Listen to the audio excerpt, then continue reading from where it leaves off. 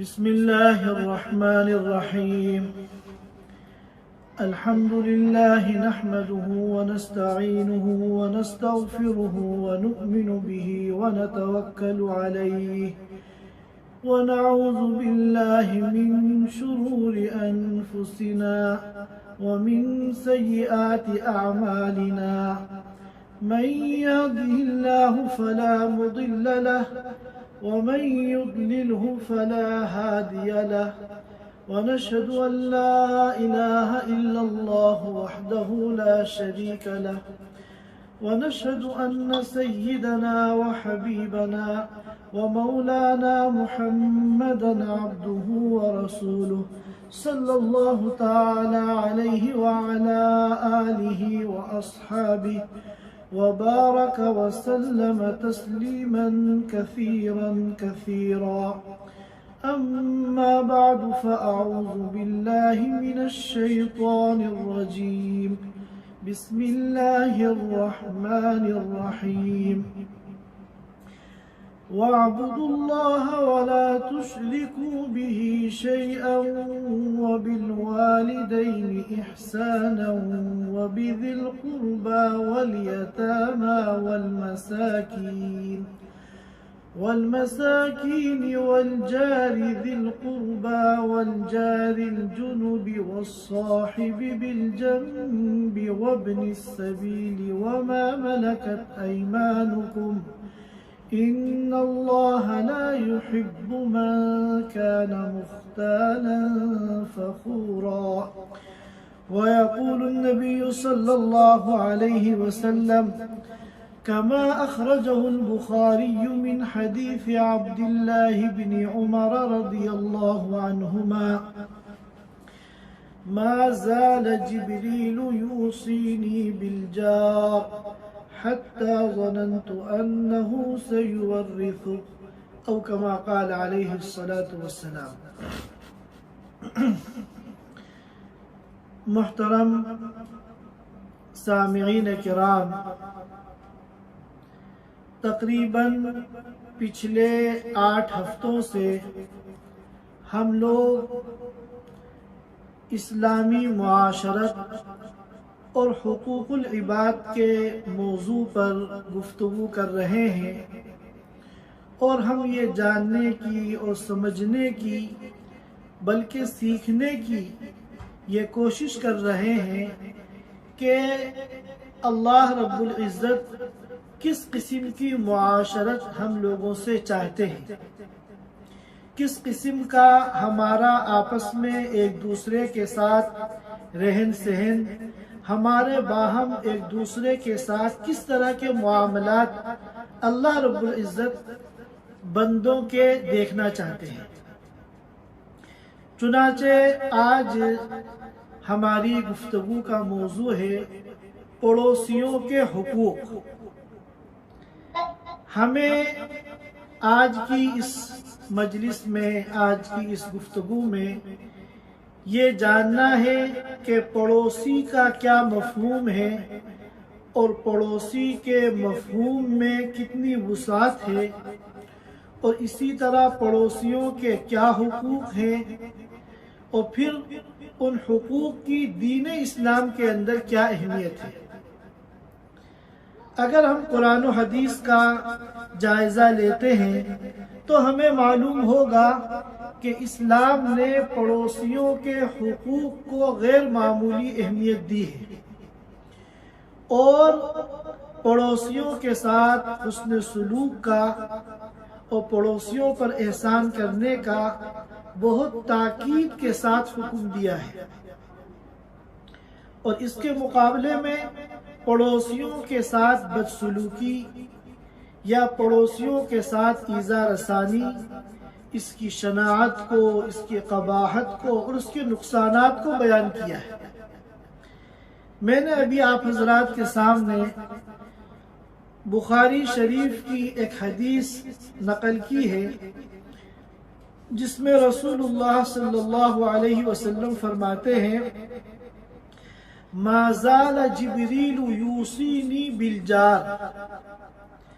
کہ برابر جبریل امین مجھے وصیت کرتے رہے پڑوسیوں کے حق کے بارے میں، اور مسلسل تاکید کے ساتھ پڑوسیوں کے بارے میں حسن سلوک کا اس طرح حکم دیا گیا کہ میرے دل میں یہ خیال پیدا ہوا کہ شاید اب کوئی حکم ایسا آنے والا ہے کہ پڑوسیوں کو وارث بنا دیا جائے گا، وراثت میں پڑوسیوں کو بھی حصے دار بنا دیا جائے گا۔ جس طرح انسان کا انتقال ہوتا ہے تو اس کے جو قریب ترین رشتہ دار ہوتے ہیں، ماں باپ ہیں، اولاد ہیں، شوہر ہیں، بیوی ہیں، ان کو وراثت میں حصہ ملتا ہے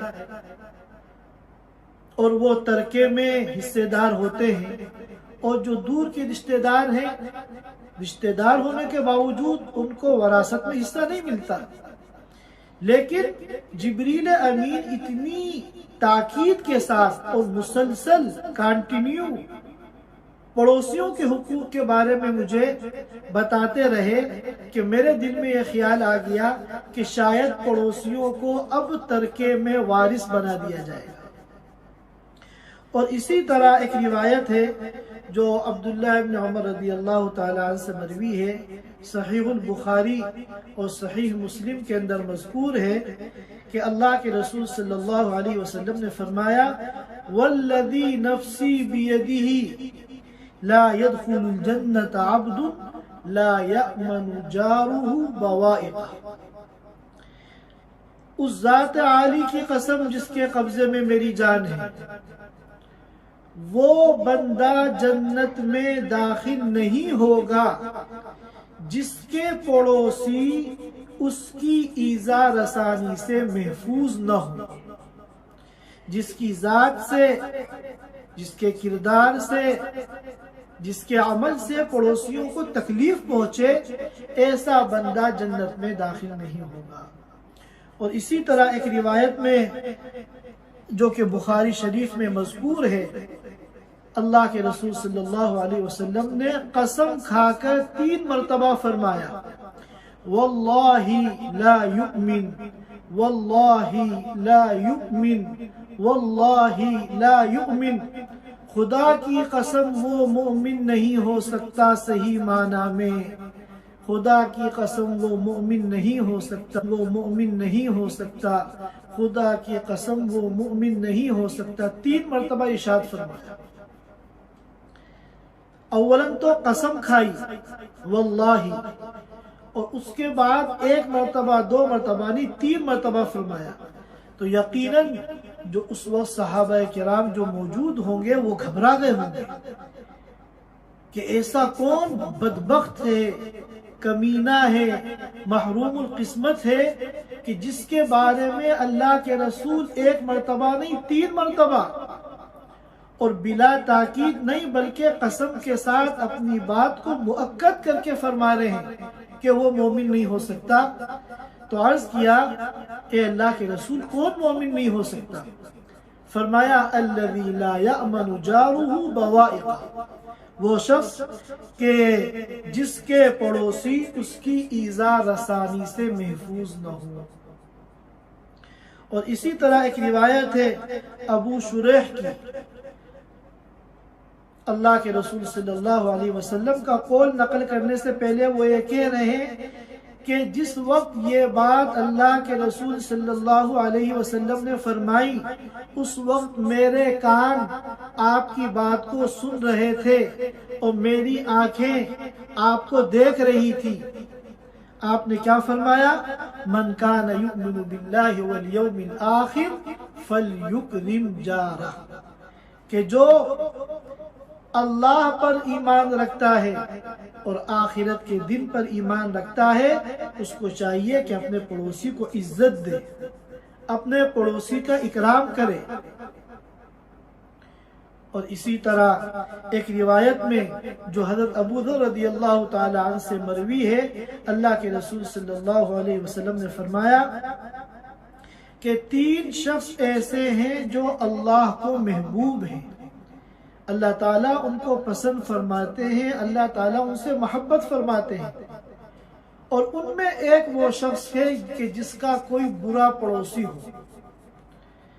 جس کا کوئی برا پڑوسی ہو اور وہ برا پڑوسی اس کو تکلیف پہنچاتا ہو اور وہ اپنے پڑوسی کی تکلیف پر صبر کرتا ہو، بجائے بدلہ لینے کے، بجائے انتقام لینے کے، وہ پڑوسی کی ایذا رسانیوں کو پی جاتا ہے اور اللہ کی رضا کے لیے صبر کر لیتا ہے، اور کسی قسم کی لڑائی، کسی قسم کا مناقشہ وہ اپنے پڑوسی سے نہیں کرتا، اس کے بارے میں کہا جاتا ہے کہ یہ شخص اللہ تعالیٰ کو محبوب ہے اور اللہ تعالیٰ کو پسندیدہ ہے۔ اور میں نے آپ حضرات کے سامنے سورۃ النساء کی آیت کریمہ تلاوت کی ہے،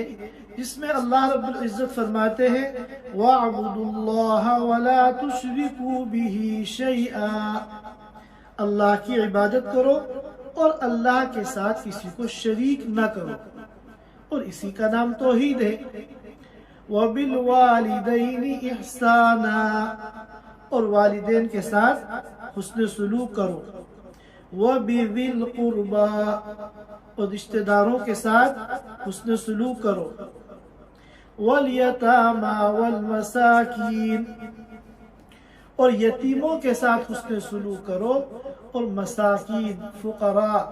اور غریب لوگوں کے ساتھ حسن سلوک کرو۔ اس کے بعد اللہ رب العزت فرماتے ہیں وَالْجَارِ ذِي الْقُرْبَى وَالْجَارِ الْجُنُبِ وَالصَّاحِبِ بِالْجَنبِ وَابْنِ السَّبِيلِ، کہ اپنے پڑوسیوں کے ساتھ حسن سلوک کرو، پڑوسیوں پر احسان کرو، ان کے ساتھ نیکیوں والا معاملہ کرو۔ یہاں اللہ رب العزت نے پڑوسیوں کی 3 قسمیں بیان کی ہیں، ہمیں بہت توجہ کے ساتھ اور بہت دھیان کے ساتھ ان 3 قسموں کو سمجھنا ہے۔ پہلے نمبر پہ فرمایا الجاری ذی القربا،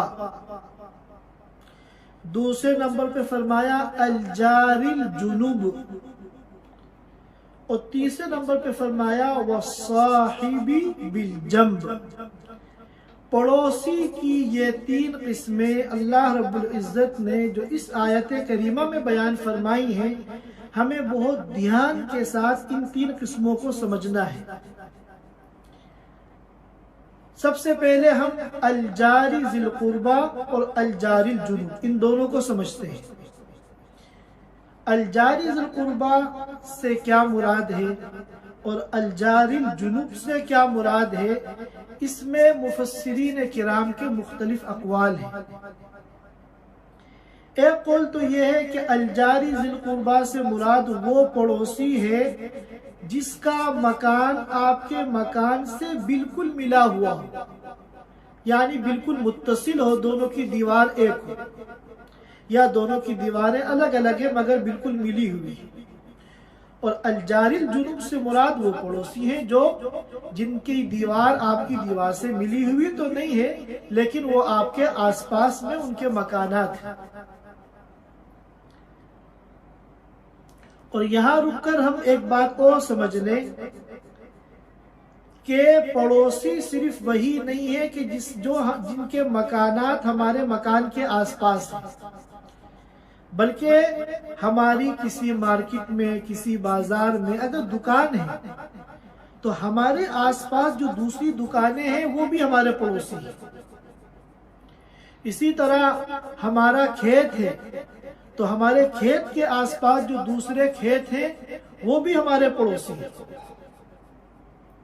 تو پڑوسی صرف مکان ہی میں نہیں ہوتا ہے، بلکہ دکان میں بھی پڑوسی ہوگا، کھیت میں بھی پڑوسی ہوگا۔ ایک قول تو یہ ہے۔ دوسرا قول یہ ہے کہ الجاری ذی القربہ سے مراد وہ پڑوسی ہے جو مسلمان ہو، اور الجاری الجنوب سے مراد وہ پڑوسی ہے جو غیر مسلم ہو۔ لہذا ہمیں یہ بھی سمجھنا چاہیے کہ پڑوسیوں کے بارے میں جب قرآن و حدیث میں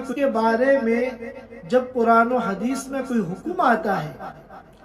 تو اس کا تعلق تمام پڑوسیوں سے ہوتا ہے، خواہ وہ مسلمان ہو یا غیر مسلم۔ پڑوسیوں کے حقوق سب کے لیے ہیں۔ پڑوسیوں کے حقوق کے باب میں مسلم اور غیر مسلم کا کوئی امتیاز نہیں۔ جس طرح ایک مسلمان پڑوسی ہمارے حسن سلوک کا مستحق ہے، اسی طرح اگر ہماری پڑوس میں کوئی یہودی ہے، عیسائی ہے، ہندو ہے، مجوسی ہے، کوئی بھی غیر مسلم ہے، سب ہمارے حسن سلوک اور ہمارے احسان کے مستحق ہیں ایک پڑوسی ہونے کی حیثیت سے۔ دوسرا قول یہ ہو گیا۔ تیسرا قول یہ ہے کہ الجاری ذی القربہ سے مراد ہے وہ پڑوسی جو رشتہ دار بھی ہو، اور الجاری الجنوب سے مراد وہ پڑوسی ہے جو رشتہ دار نہ ہو۔ تو ظاہر ہے کہ جو رشتہ دار پڑوسی ہے اس کا حق ڈبل ہو گیا، پڑوسی کے حقوق بھی اسے حاصل ہے اور رشتہ داری کے جو حقوق ہیں وہ بھی اسے حاصل ہے، کیونکہ اسی آیت کریمہ میں چند الفاظ قبل وہ بھی ذی القربہ بھی آیا ہے۔ اور جو ایسے پڑوسی ہیں جن سے کوئی رشتہ داری نہیں ہے، وہ اجنبی ہیں، تو ان کا سنگل حق ہے کہ صرف پڑوسی کے جو حقوق ہیں وہ ان کو حاصل ہوتے ہیں۔ یہ جو تیسرا قول ہے، حافظ ابن حجر عسقلانی رحمۃ اللہ علیہ نے فرمایا وَعَلَيْهِ الْأَكْثَرُ، امت کی اکثریت اور امت کی میجورٹی اسی قول کو اختیار کرتی ہے۔ معلوم ہوا کہ یہ جمہور کا قول ہے، اور تمام صحابہ کرام میں جو رئیس المفسرین عبداللہ ابن عباس رضی اللہ تعالی عنہ ہیں، یہ قول ان کی طرف منسوب ہے۔ لہٰذا ان تینوں اقوال میں جو سب سے راجح قول ہے وہ یہ ہے کہ الجاری ذی القربہ سے مراد وہ پڑوسی ہے جو رشتہ دار بھی ہو، اور الجاری الجنوب سے مراد وہ پڑوسی ہے جو صرف پڑوسی ہو، رشتہ دار نہ ہو۔ اب ان دو قسموں کے سمجھنے کے بعد تیسری قسم پر ہم آتے ہیں، وَالصَّاحِبِ بِالْجَنْبِ۔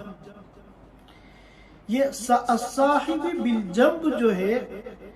جنب کے معنی آتے ہیں بغل کے، اور الصاحب بالجنب کا اگر آپ لفظی ترجمہ کریں تو بغل کا ساتھی جو ہمارے دائیں بائیں ہوتے ہیں، اور اگر ہم مرادی ترجمہ کریں تو اس کا مرادی ترجمہ ہوگا تھوڑی دیر کا ساتھی۔ تو ایک تو حقیقی پڑوسی ہیں جن کا مکان، جن کی دکان یا جن کا کھیت وغیرہ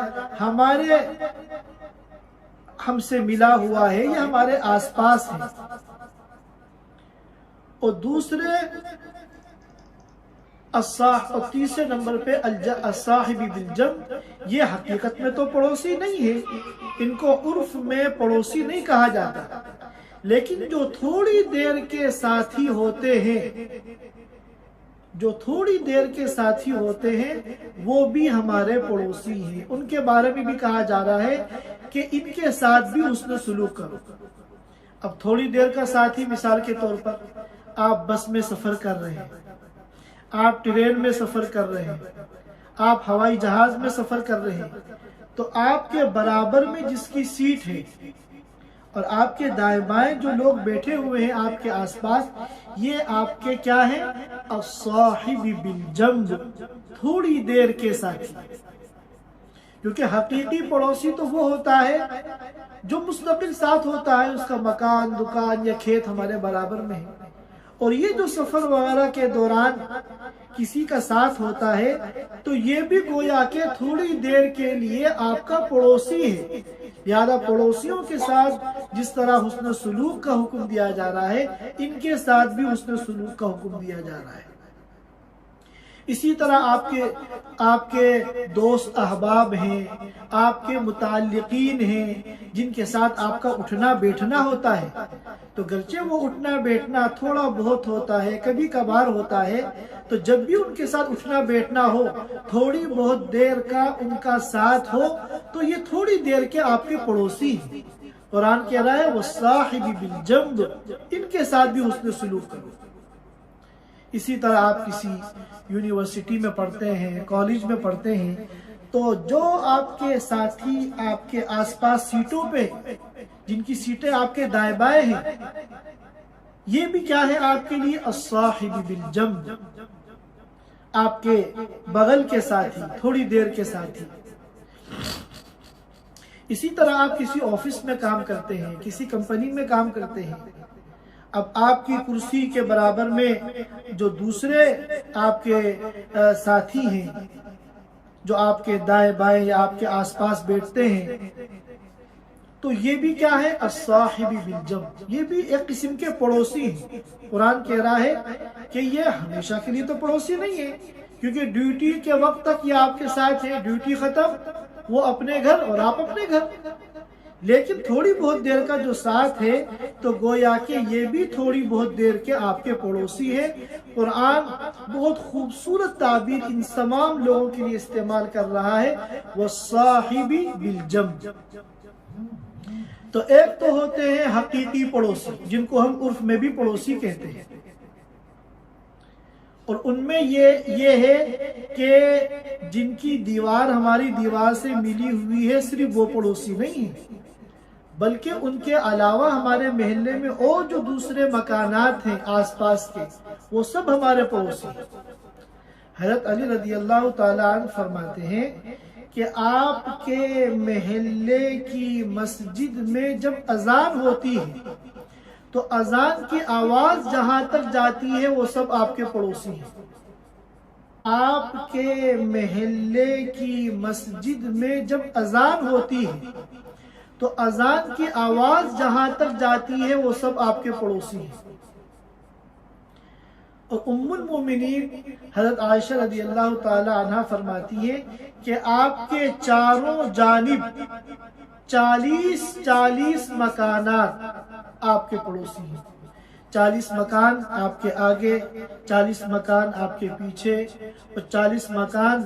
آپ کی دائیں جانب، اور 40 مکان آپ کی بائیں جانب، یہ پورا جو ایریا ہے یہ سب آپ کے پڑوسی ہیں۔ اور ظاہر ہے کہ حضرت عائشہ رضی اللہ تعالی عنہا نے جس دور میں یہ بات کہی ہوگی اس دور میں یہی 4 جانب ان کے ذہن میں ہوں گی، لیکن آج کے دور میں اگر ہم دیکھیں تو 4 کے بجائے 6 جانب ہیں، 40 مکان اوپر اور 40 مکان نیچے۔ اس دور میں تو بڑی بڑی بلڈنگیں نہیں ہوتی تھی۔ آج اگر مثال کے طور پہ کوئی 40 منزلہ عمارت ہے جو دنیا میں سینکڑوں ہیں،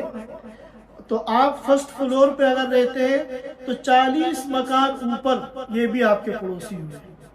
آپ ٹاپ فلور پہ اگر رہتے ہیں تو 40 مکان نیچے یہ بھی آپ کے پڑوسی ہوئے۔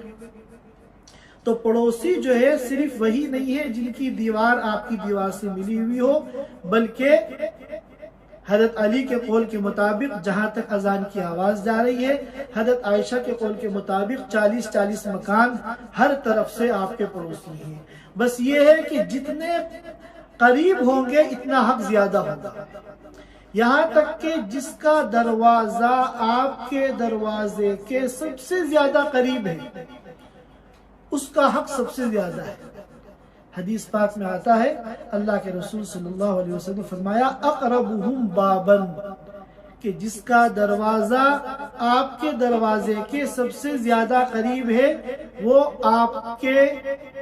حسن سلوک کا سب سے زیادہ مستحق ہے۔ تو پڑوسیوں کے حدود تو دور تک ہے، مگر جو جتنا قریب ہوتا جائے گا اس کا حق بڑھتا چلا جائے گا، یہاں تک کہ جس کا دروازہ بالکل آپ کے دروازے کے قریب ہے وہ سب سے زیادہ آپ کے حسن سلوک کا مستحق ہوگا۔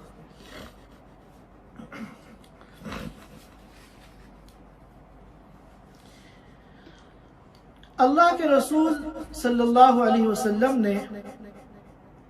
پڑوسیوں کے ان حقوق کی بہت تاکید فرمائی، اور کس طرح پڑوسیوں کا حق ادا کرنا ہے، کس طرح پڑوسیوں کو زیادہ سے زیادہ آرام پہنچانا ہے، اور کس طرح پڑوسی کی ایذا رسانی سے، اس کو تکلیف پہنچانے سے بچنا ہے، اس کے چند نمونے بھی پیش اللہ کے رسول صلی اللہ علیہ وسلم نے ہمیں بتائے۔ مثال کے طور پہ ایک حدیث میں آتا ہے کہ کوئی پڑوسن اپنے پڑوسن کے ہدیے کی تحقیر نہ کرے۔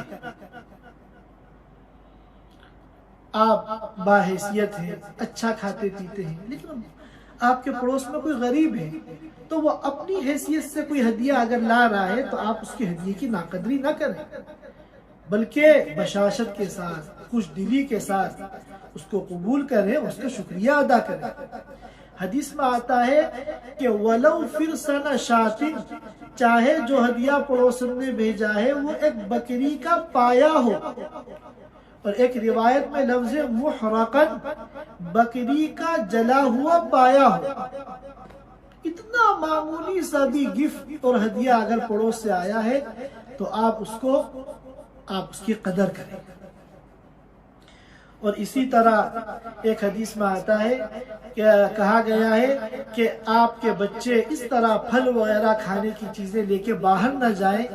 کہ باہر اگر آپ کے غریب پڑوسی ہیں اور ان کے بچے یہ دیکھیں گے اور ان کی حیثیت وہ چیز کھانے کی نہیں ہے تو ان کے دل میں حسرت پیدا ہوگی۔ وہ بچے بھی انسان ہیں، اچھا کھانے کا ان کا بھی جی چاہتا ہے، تو ایسے موقع پر اپنے بچوں سے کہیں کہ ایسی کھانے پینے کی چیزیں لے کے باہر نہ جائیں۔ اور اسی طرح کہا گیا ہے کہ اگر اس طرح کھانا نہ بناؤ کہ تمہاری کھانے کی خوشبوئیں تمہارے پڑوس کے گھروں میں جائیں، اور وہ پڑوسی اگر ایسے ہیں کہ جن کی اپنی حیثیت وہ کھانے پینے کی نہیں ہے تو ان کھانے کی خوشبوؤں سے ان کو تکلیف ہوگی، ان کے دل میں حسرت پیدا ہوگی۔ اور اگر جیسے آج کے دور میں باربیکیو کا فیشن ہے تو اس کی خوشبوئیں جاتی ہیں دور تک، فرمایا کہ اگر ایسا ہو کہ تمہارے کھانے کی خوشبو پڑوس کے گھروں میں بھی جا رہی ہو تو کچھ ان کے یہاں بھی بھیج دو تاکہ ان کا دل نہ ٹوٹے۔ اسی طرح ایک حدیث میں آیا ہے نظفوا افنیتکم، کہ اپنے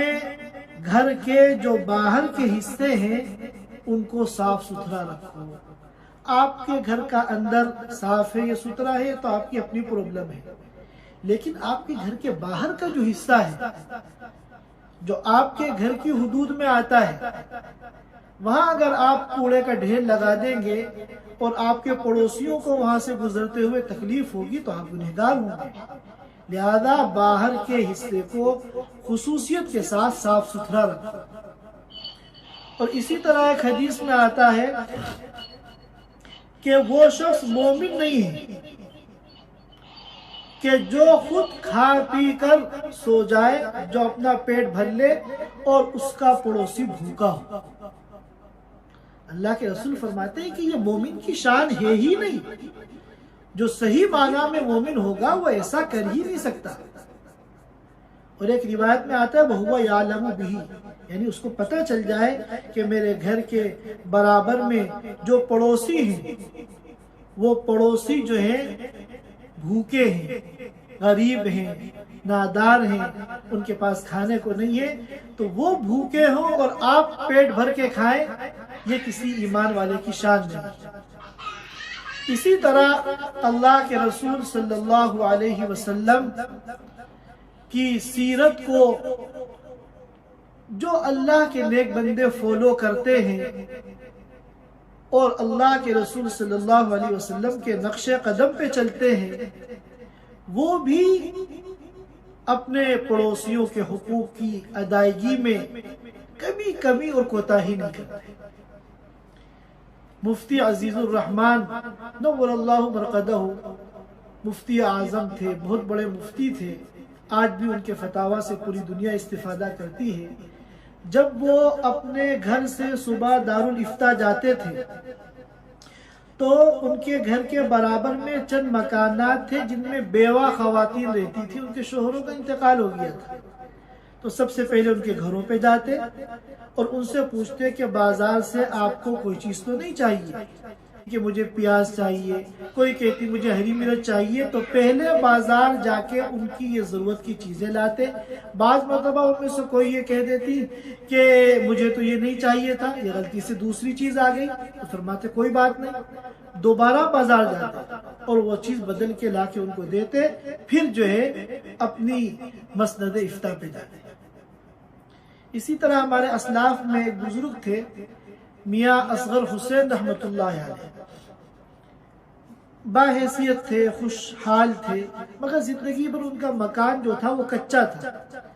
اب جب بھی بارش ہوتی تھی، برسات ہوتی تھی، تو کہیں نہ کہیں سے مکان ٹپکنے لگتا تھا، کبھی کوئی چھت گر گئی، کبھی کوئی دیوار گر گئی،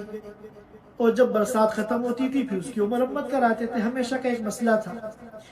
ان کے ایک مخلص دوست نے ان سے کہا کہ جب اللہ نے آپ کو وسعت دی ہے تو آپ اپنا ایک ہی مرتبہ پکا مکان کیوں نہیں بنا لیتے؟ تو انہوں نے اولاً تو ہنسی مذاق میں بات کو ٹالنے کی کوشش کی، جب اس دوست نے اصرار کیا تو اس کا ہاتھ پکڑ کر اس گلی میں لے گئے جہاں ان کا مکان تھا، اور فرمایا کہ دیکھو اس گلی کے جتنے بھی مکان ہیں سب کچے ہیں، سب غریب لوگ ہیں، اب اگر میں اپنا مکان پکا بنا لوں گا تو ان لوگوں کے دل میں حسرت پیدا ہوگی، ان لوگوں کو تکلیف ہوگی کہ دیکھو ان کا مکان تو پکا ہے اور ہمارا مکان کچا ہے، تو میں نہیں چاہتا کہ ان کو تکلیف پہنچے، اس لیے میں اپنا مکان کبھی پکا نہیں بناتا۔ حالانکہ شرعاً بنا سکتے ہیں، کوئی ناجائز نہیں ہے، کیونکہ یہ ضروری نہیں ہے کہ پورے محلے کے سارے لوگ ایک طرح کے ہوں اور سب کا لائف اسٹائل ایک طرح کا ہو اور سب بالکل ایک درجے کے خوشحال ہو، ایسا نہیں ہو سکتے، تو اللہ کی تقسیم ہے، اللہ تعالیٰ کسی کو رزق زیادہ دیتے ہیں، کسی کو کم دیتے ہیں، اور اس میں اللہ تعالیٰ کی مصلحتیں ہیں، حکمتیں ہیں جو ہمیں نہیں معلوم۔ اور اسی طرح ایک موقع پر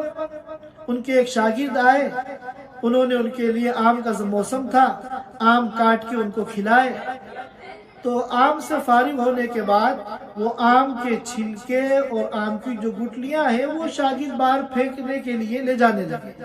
تو انہوں نے کہا نہیں باہر مت لے کے جاؤ، کیوں؟ اس لیے کہ جب تم یہ آم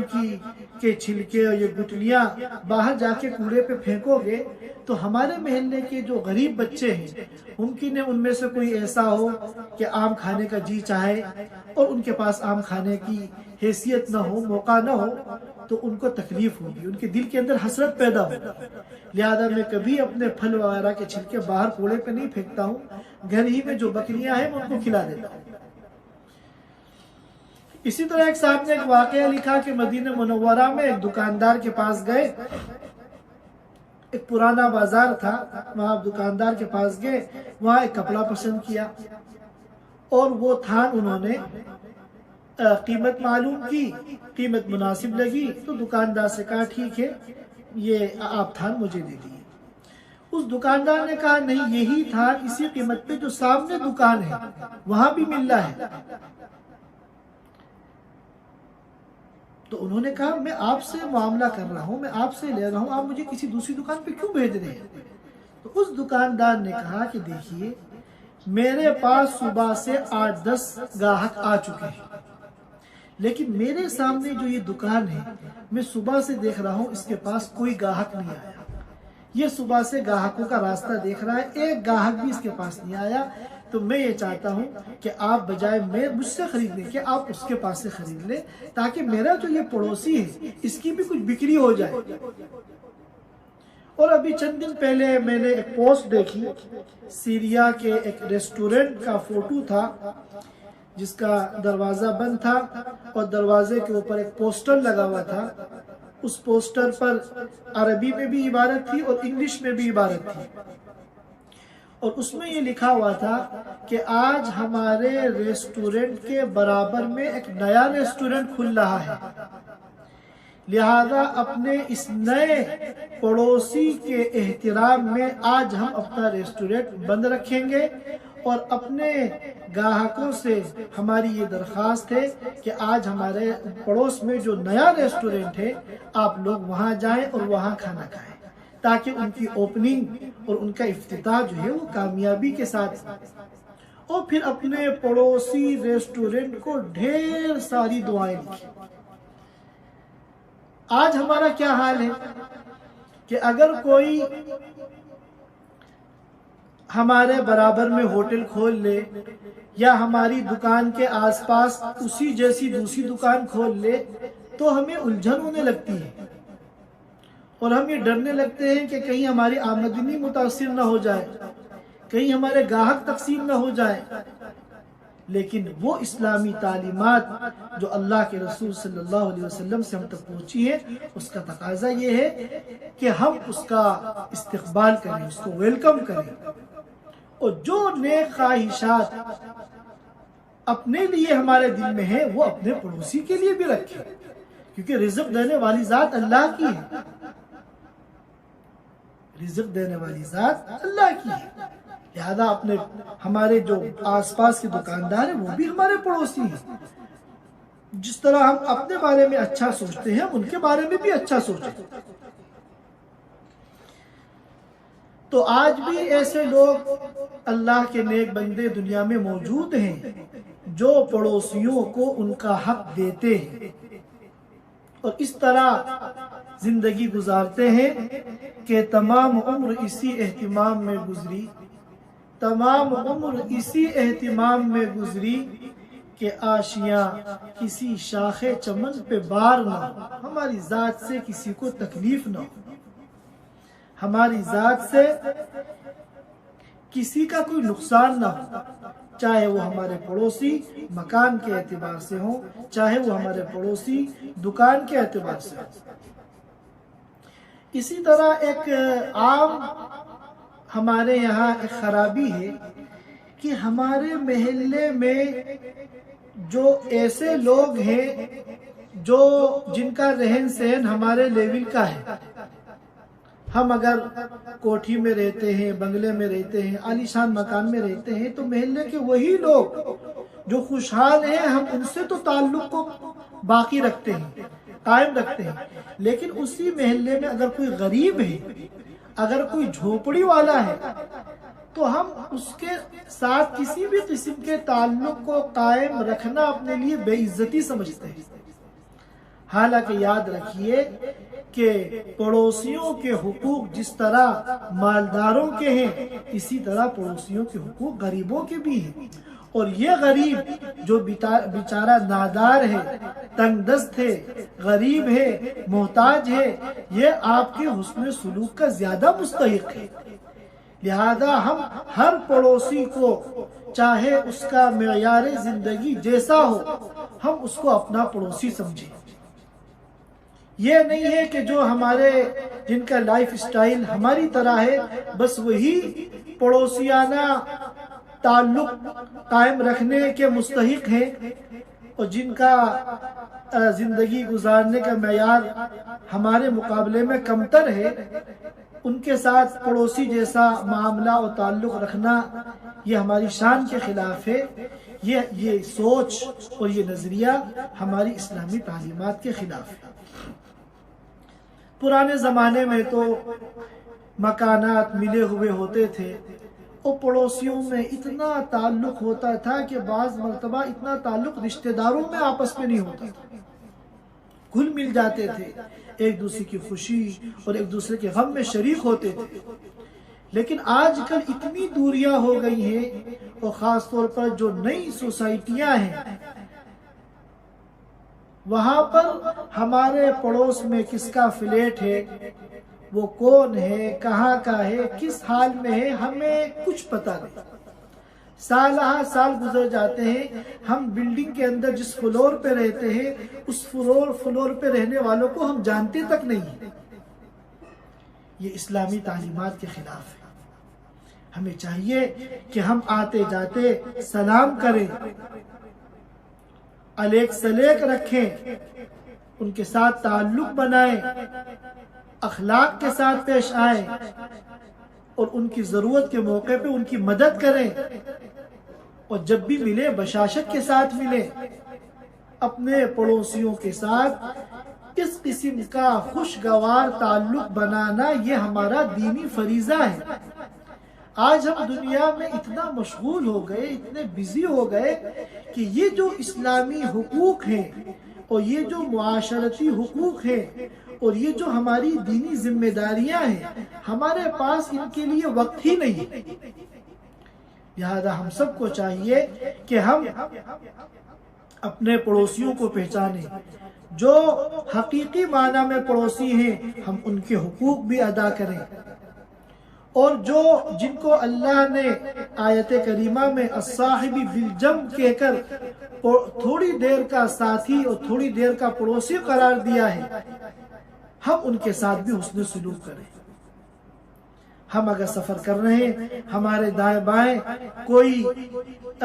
دوسرا مسافر ہے تو ہمارے کسی عمل سے اس کو تکلیف نہ پہنچے۔ ہم جس طرح اپنی راحت کی فکر کرتے ہیں ہم اس کی بھی راحت کی فکر کریں، ہم اس کے ساتھ اخلاق کے ساتھ پیش آئیں۔ یہ نہیں ہے کہ 5 گھنٹے کا 6 گھنٹے کا سفر ہے اور ہم ابوسن قمطریرہ منہ بنا کے بیٹھے ہوئے ہیں۔ ہمیں ان کے ساتھ سلام دعا کرنی چاہیے، ان کی خیریت پوچھنی چاہیے، اپنے اخلاق سے متاثر کرنا چاہیے، اور اگر وہ غیر مسلم ہے تو وہ ہمارے اخلاق، حسن اخلاق اور ہمارے حسن سلوک کا اور زیادہ مستحق ہے، کیونکہ جب وہ ہمارے اخلاق کو دیکھے گا، ہمارے حسن سلوک کو دیکھے گا تو وہ اسلام کے قریب ہوگا۔ اسلام جو ہے وہ اخلاق سے پھیلا ہے۔ ہم نے اسلامی معاشرت کو چھوڑ دیا، اس لیے آج لوگ ہمیں دیکھ کر اسلام سے دور ہوتے ہیں۔ جس دن ہم اسلامی معاشرت کو، اسلامی اخلاق کو اختیار کر لیں گے، اس دن لوگ ہمیں دیکھ کر اسلام میں داخل ہوں گے۔ نہ جانے دنیا میں کتنے علاقے ایسے ہیں جہاں تاجروں کے ذریعے اسلام پہنچا، نہ کوئی اسلامی لشکر وہاں گیا،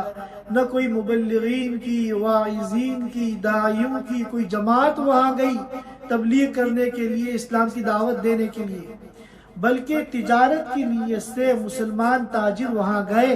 اور وہاں کے لوگوں نے ان کی سچائی کو دیکھا، ان کی امانت کو دیکھا، ان کی دیانتداری کو دیکھا، ان کے حسن سلوک کو دیکھا، ان کے رویے کو دیکھا، ان کے اعلیٰ کردار کو دیکھا، ان کے مثالی اخلاق کو دیکھا، تو ان کے دل میں یہ بات آئی کہ جو مذہب ان کو یہ باتیں بتا رہا ہے یقیناً وہ بہت عظیم مذہب ہے، وہ سچا مذہب ہے۔ یہ سوچ کر ان کے اخلاق سے متاثر ہو کر لوگ جوق در جوق اسلام میں داخل ہوئے۔ نہ جانے کتنے علاقے دنیا میں ایسے ہیں جہاں اسلام صرف اخلاق کے ذریعے پہنچا۔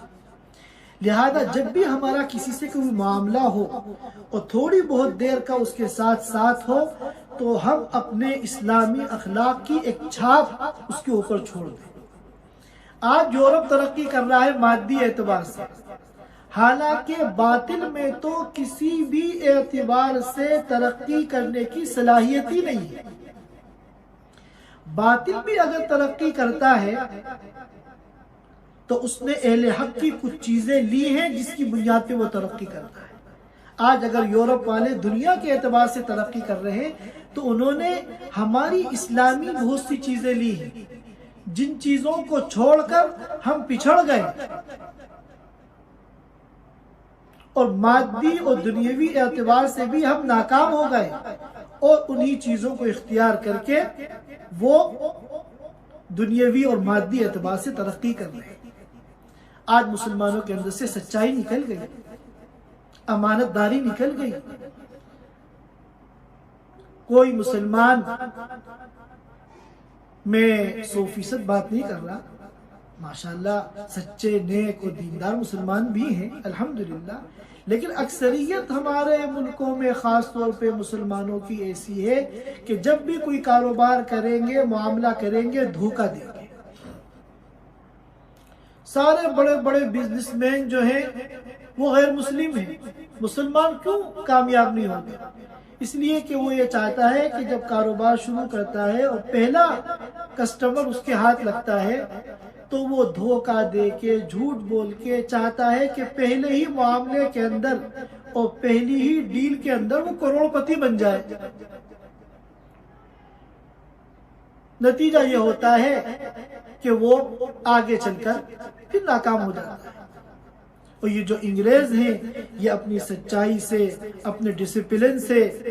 اور اپنے اخلاق سے ترقی کرتے ہیں۔ یہی کا مجھے قطر کا ہمارے ایک دوست ہیں، انہوں نے واقعہ بتایا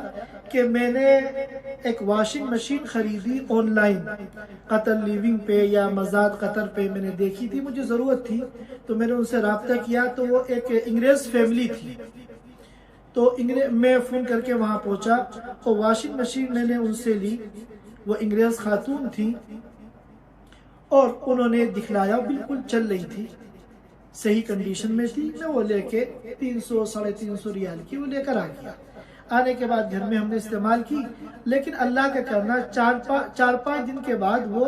خراب ہو گئی یا چلنا بند ہو گئی۔ تو ظاہر ہے کہ آپ سیکنڈ ہینڈ چیز لیتے ہیں، اس کی کوئی گارنٹی تو ہوتی نہیں، اس کے لیے تو اتنا کافی ہے کہ جس وقت آپ خرید رہے ہیں اس وقت وہ صحیح چل رہی ہو۔ تو میں نے سوچا کہ ایسے ہی نمبر سیو تھا کہ میں ان کو اطلاع کروں۔ تو اب اگر ہمارے ساتھ کوئی ایسا کرے تو ہم تو اسے لڑنے لگیں گے، بحث کرنے لگیں گے اور برا بلا کہنے لگیں گے کہ ہم آپ کیوں شکایت کر رہے ہیں، کیوں کمپلین کر رہے ہیں، ہم نے تو آپ کو صحیح چیز دی تھی، اگر یہ خراب ہوئی ہے تو آپ کے گھر میں جا کے خراب ہوئی ہے۔ تو انہوں نے مجھے بتایا، میں نے اس خاتون کو فون کیا اور میرا مقصد کوئی مطالبہ کرنا نہیں تھا، ایسی دل میں بات ہے کہ میں ان کو بتاؤں۔ تو انہوں نے بہت افسوس کا اظہار کیا اور یہ کہا کہ آپ آئیے اور اپنے سارے پیسے لے جائیے۔ تو یہ اخلاق اسلامی اخلاق تھا۔ آج ہم لوگ ان اخلاق کو چھوڑ کر پچھڑ گئے ہیں اور غیر انہیں اخلاق کو اختیار کر کے آگے بڑھ گئے ہیں۔ لہذا چونکہ اب وقت کافی ہو گیا ہے، میں اپنی بات کو مختصر کر رہا ہوں۔ تو ہمارے بہت سے ایسے ساتھی ہیں ماشاءاللہ جو زوم پر یہ پروگرام منعقد کرتے ہیں اور اللہ کی توفیق سے اور بھی بہت سے خیر کے کام کرتے ہیں اور دین کے کام کرتے ہیں۔ تو یہ بڑی خوشی کی بات ہے، کیونکہ حدیث میں آتا ہے جب اللہ کے رسول صلی اللہ علیہ وسلم نے یہ بتایا کہ دنیا میں اور لوگوں میں سب سے زیادہ خیر والا کون ہے، سب سے زیادہ فضیلت والا کون ہے، تو یہ نہیں کہا جو لمبی لمبی نمازیں پڑھتا ہو، ہر سال حج کرتا ہو، رمضان کے عمرے کرتا ہو اور پورے سال پیر جمعرات کے بھی روزے رکھتا ہو، نہیں، فرمایا خیر الناس من ينفع الناس، لوگوں میں سب سے بہتر وہ ہے جو لوگوں کے کام آئے، جس کی ذات سے لوگوں کو آرام پہنچے۔ لہذا ہم سب کو چاہیے کہ کوئی موقع ہم ایسا ہاتھ سے نہ جانے دے کہ ہمارے ذریعے کسی کا فائدہ ہو جائے، اور یہ تو ہم طے کر لیں کہ اپنے کردار سے، اپنے عمل سے کبھی کسی کو تکلیف نہیں پہنچائیں گے، اور کوئی دوسرا تکلیف پہنچائے گا تو ہم اس کو معاف کرنے کی کوشش کریں گے اور صبر کریں گے۔ اور کس طرح دوسروں کو آرام پہنچانا ہے اور کس طرح دوسروں کی ایذا رسانی سے ہمیں بچنا ہے، جب ہم اس موضوع پہ توجہ دیں گے، محنت کریں گے، کوشش کریں گے، اپنی زندگی کی ترجیحات میں ہم اس موضوع کو بھی شامل کریں گے، تو خود بخود اللہ تعالیٰ اس کی شکلیں ہمارے دلوں پہ کھولیں گے۔ وَالَّذِينَ جَاهَدُوا فِينَا لَنَهْدِيَنَّهُمْ سُبُلَنَا، کہ دین کے کسی بھی معاملے میں جب کوئی محنت کرتا ہے، کوشش کرتا ہے، دلچسپی لیتا ہے تو اللہ پاک اس کی شکلیں کھولتے ہیں۔ لہذا ہم سب کو چاہیے کہ جتنا زیادہ سے زیادہ ہو سکے ہم دوسروں کے کام آئیں، اور خاص طور پہ ہمارے جو پڑوسی ہیں اور اسی طرح جن سے بھی ہمارا تھوڑی بہت دیر کا واسطہ پڑتا ہے، الصاحب بالجنب جس کو کہا گیا ہے، ہم ان کو آرام پہنچانے کی کوشش کریں۔ آخر میں صرف ایک حدیث میں نقل کر کے اپنی بات ختم کر رہا ہوں کہ اللہ کے رسول صلی اللہ علیہ وسلم کے پاس ایک شخص آیا اور اس نے ایک عورت کا تذکرہ کیا جو بہت نماز پڑھتی ہے، روزے رکھتی ہے، صدقے دیتی ہے۔ فرائض اور واجبات تو ادا کرتی ہی، اس کے علاوہ نفل نمازیں، نفل روزے اور صدقات و خیرات کرتی ہے، لیکن اپنی پڑوسیوں کو وہ تکلیف پہنچاتی ہے، اس کے جو پڑوسی ہے وہ اس سے خوش نہیں۔ تو آپ نے فرمایا ہی فی النار، کی عورت جہنم میں جائے گی۔ پھر ایک عورت کا تذکرہ کیا کہ جو عبادات میں صرف فرائض اور واجبات کو پورا کرتی ہے لیکن نفل عبادتیں زیادہ نہیں کرتی، یہاں تک کہ صدقہ بھی اگر کرنا ہوتا ہے تو پنیر کے چند ٹکڑے صدقہ کر دیتی ہے بس، لیکن اس کا جو رویہ اپنے پڑوسیوں کے ساتھ ہے وہ اچھا ہے اور پڑوسی جو ہے اس سے خوش ہے۔ تو آپ صلی اللہ علیہ وسلم نے فرمایا ہی فی الجنہ، کی عورت جنت میں جائے گی۔ تو میرے عزیز دوستو، اللہ تعالی ہم سب کو کہنے سننے سے زیادہ عمل کرنے کی توفیق عطا فرمائے، اور اللہ اپنے حقوق بھی ادا کرنے کی ہمیں توفیق عطا فرمائے، اور تمام بندوں کے حقوق ادا کرنے کی اللہ پاک ہم سب کو توفیق عطا فرمائے۔ دنیا تو ایک دن ختم ہو جائے گی، موت ہر ایک کی آنی ہے، لیکن ہم لوگ اس طرح زندگی گزاریں کہ اللہ ہم سے راضی ہو، اللہ کی مخلوق ہم سے راضی ہو۔ سبحان اللہ و بحمدہ، سبحانک اللہم و بحمدک، نشہد ان لا الہ الا انت، نستغفرک و نتوب الیک۔ جزاک اللہ خیر مفتی صاحب، بہت اچھا۔